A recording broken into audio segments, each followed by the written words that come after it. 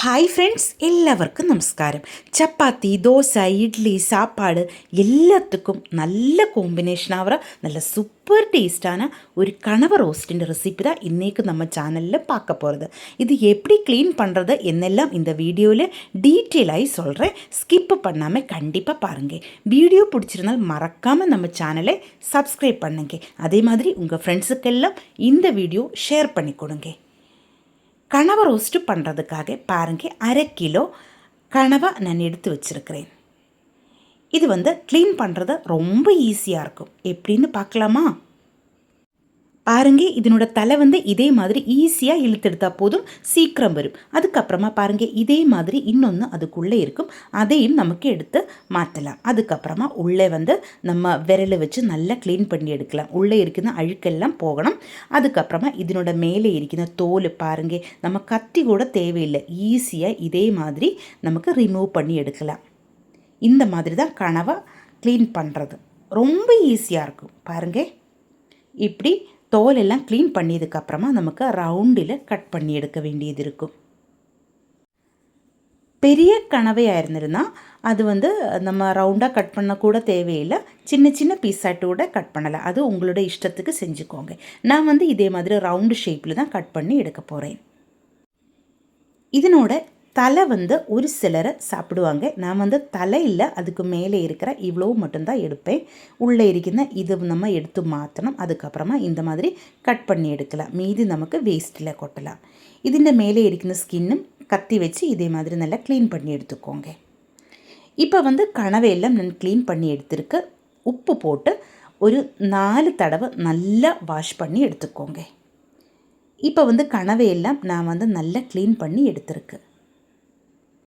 மீன் மார்க்கெட்டில் கனவையை பார்க்கும்போது எப்படி க்ளீன் பண்ணுறதுன்னு யோசிச்சுட்டு வாங்காமல் இருக்கக்கூடாது. பாருங்கள், ஈஸியாக நமக்கு கனவா க்ளீன் பண்ணி எடுக்கலாம். இப்போ ரோஸ்ட்டு பண்ணுறதுக்காக ஒரு மண்சட்டி நான் அடுப்பில் வச்சு சூடு பண்ணியிருக்கு. அதிலேக்கு 1.5 டேபிள் ஸ்பூன் தேங்காய் எண்ணெய் ஊற்றியிருக்கு. நல்லா சூடாயதுக்கப்புறமா 1/4 கப்பு தேங்காய் இதே மாதிரி சின்ன பீஸாയിട്ട് கட் பண்ணி இது போட்டு ஃப்ரை பண்ணி எடுக்கலாம். இது உங்களுக்கு பிடிச்சிருந்தா மட்டும் நீங்கள் தேங்காய் சேர்த்திக்கோங்க, இல்லைன்னா கண்டிப்பாக உங்களுக்கு இதுக்கு ஸ்கிப் பண்ணலாம். அதுக்கப்புறமா 1 டீஸ்பூன் கடுகு நமக்கு இதிலேக்கு சேர்க்கலாம். கடுகு நல்லா வெடிச்சதுக்கப்புறமா நமக்கு இதிலேக்கு இஞ்சி பூண்டு இதே மாதிரி க்ரஷ் பண்ணி எடுத்தது சேர்த்தியிருக்கு. 1.5 டேபிள் ஸ்பூன் இருக்கும். அதனோட கூட கொஞ்சம் கறிவேப்பிலையும் நான் சேர்த்தியிருந்தது. நல்லா வணக்கி எடுத்துக்கோங்க. அதுக்கப்புறமா 2 பச்சை மிளகாய், 1 கப்பு பெரிய வெங்காயம் இதே மாதிரி நைஸாக கட் பண்ணி இது சேர்த்து நமக்கு நல்லா வணக்கி எடுக்கலாம். மீடியம் சைஸில் 2 பெரிய வெங்காயம் தான் நான் இந்த மாதிரி நைஸாக கட் பண்ணி எடுத்தது. இது கலரெல்லாம் மாறி நல்லா கரெக்டாக வணங்கி வரணும். கொஞ்சம் உப்பு நான் இதிலேக்கு சேர்த்தியிருக்கு. தேவை இருந்தால் நமக்கு அப்புறம் கூட சேர்க்கலாம். பெரிய வெங்காயத்திலும் இன்னும் நல்லது சின்ன வெங்காயம் தான். உங்கள் கையில் சின்ன வெங்காயம் இருந்தால் கண்டிப்பாக நீங்கள் சின்ன வெங்காயத்தை கூட சேர்த்திக்கோங்க. 1 கப்பு எடுத்துருந்தால் போதும். இப்போ இது நல்லா வணங்கி வந்துடுச்சு. இந்த டைமில் ஒரு தக்காளி அதை நல்லா அரைச்செடுத்தது 1/4 கப் இருக்கும். இதையும் சேர்த்து நமக்கு நல்லா வணக்கி எடுக்கலாம்.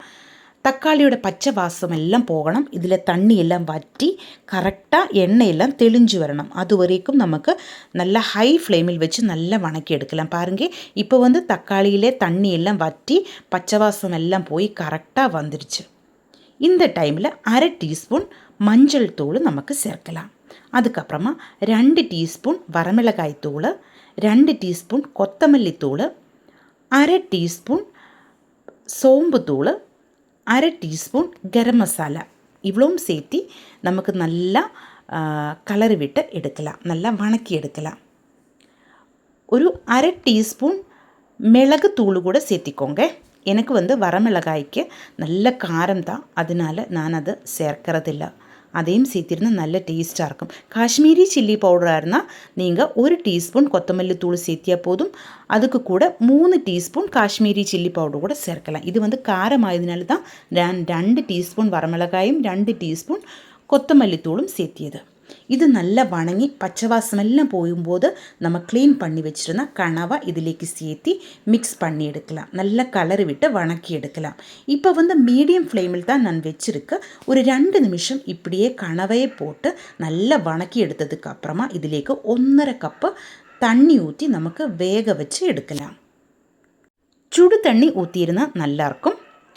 நம்ம சாதாரணமாக இதே மாதிரி மண் சட்டியிலக்க வேக வச்சு எடுத்து விடும்போது ஒரு 15 நிமிஷம் நம்ம மீடியம் ஃப்ளேமில் வச்சு தான் வேக வச்சு எடுக்கணும்.